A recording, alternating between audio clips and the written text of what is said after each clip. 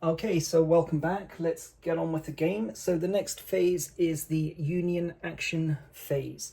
So we're going to roll 1d6 and consult this table here. 1 to 4 will be a move, possibly a charge if it's in attack position number 4. 5 to 6 will be a volley. If you roll a 1, you will then resolve the sharpshooter event, which I will explain if we do in fact roll a 1. So during the Union action phase, we first check attack track A. There are no counters there. So attack track B, we determine and resolve the action for the foremost counter. There's only one counter here, 14th Connecticut. So let's roll 1d6 and see what we get. We get a 2, which indicates a move. So 14th Connecticut will move forward from B2 to B3. Checking attack track C, there's the first Delaware here, so we're going to roll 1d6 and determine whether they will move or resolve a volley. And they get a 6, so they're now going to resolve a volley. So we're going to make a cohesion check. Actually, is it possible? -1. Yeah. Okay, so we make a cohesion check with modifiers. There's no smoke token, and the range modifier is -1. So if we're going to roll 1d6, if the result is 1, it will be hit, and we would then check for the sharpshooter event. So roll 1d6 and we get a 3. Okay, so no effect. Okay, we next move to attack track D. Okay, the foremost counter, okay, is the 5th Maryland. So 1d6 again, move for a volley, and we get a 6, so that's going to be a volley. I think this is going to be out of range though. Yeah, so there's a -2 range modifier. So with a current cohesion of 2, it can't actually fire an effective volley. So that's going to remain in place. Okay, we then go back and resolve the movement for the Union counters in the rear attack positions, but 108th can't move forward. 130th Pennsylvania also cannot move forward, so they stay in place. And that's all we need to do for the Union action phase. Okay, so next is remove exposed tokens. There are no exposed tokens, so nothing needs to be done there. Okay, so we're stepping over one. So Union deployment phase, turn 6. No, next deployment phase will be turn 8.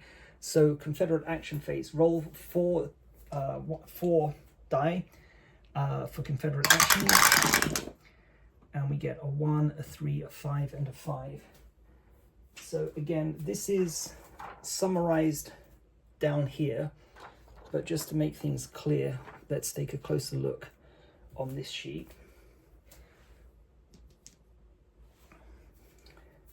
Okay, actually we've rolled several ones. So the 1 is no action available. We've got 2 5s to assign here and a 3 here. So the 3 could give us an inspire or a fire action, and the 5 could give us a fire or a reload action. None of our units currently need to reload, so we're going to attempt to fire here. So let's fire with the 2nd North Carolina first against 14th Connecticut. I'm going to use this die. Okay, so 2nd North Carolina, cohesion 5, range modifier is 0. There are no other modifiers. So 1, 2, 3, 4, 5 will be a hit, 1 will be devastating fire. And we get, again, I can't believe it. Okay, so it missed. So the 2nd North Carolina is turned 90 degrees to indicate that it will have to reload in a future turn. Okay, we're going to take a bit of a risk here with the 14th North Carolina, but we don't have too many options available to us. So 14th North Carolina is going to fire against the 1st Delaware. Cohesion is 4, no range modifier, so 1, and no smoke or anything else. So 1, 2, 3, 4 will be a hit, 1 will be devastating fire as the mini ball value is 2 or higher.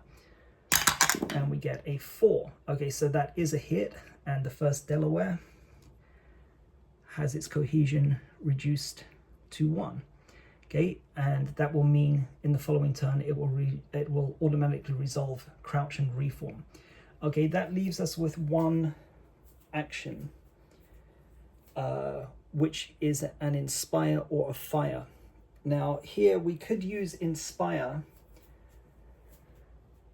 to make a cohesion check and possibly regain 1 point of cohesion. However, I'm going to take advantage of the fact that the 1st Delaware has its cohesion reduced to 1, so we can choose oblique fire.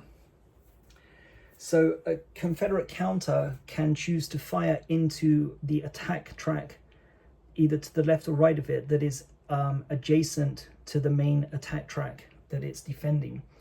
But it imposes a -1 penalty. So we've got the 4th North Carolina with a cohesion of 4. There's no Confederate range modifier, but we're going to do -1 to cohesion because of oblique fire. So 1, 2, or 3 will be a hit, which will destroy the 1st Delaware. Devastating fire does apply as the minier ball value is 2 or higher. So we're looking for 1, 2, or 3, and we get a 2. Excellent. Okay, so that's good news. Okay, so we finally got rid of the 1st Delaware,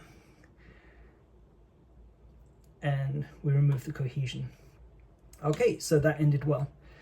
And we get to the end of turn phase, so there's no smoke token to remove, there are no crouch and reform tokens to remove, so that concludes the end of, that brings us to the end of turn 6, so we're going to scratch that off. Okay, and that's the end of turn 6. See you again next time for turn 7.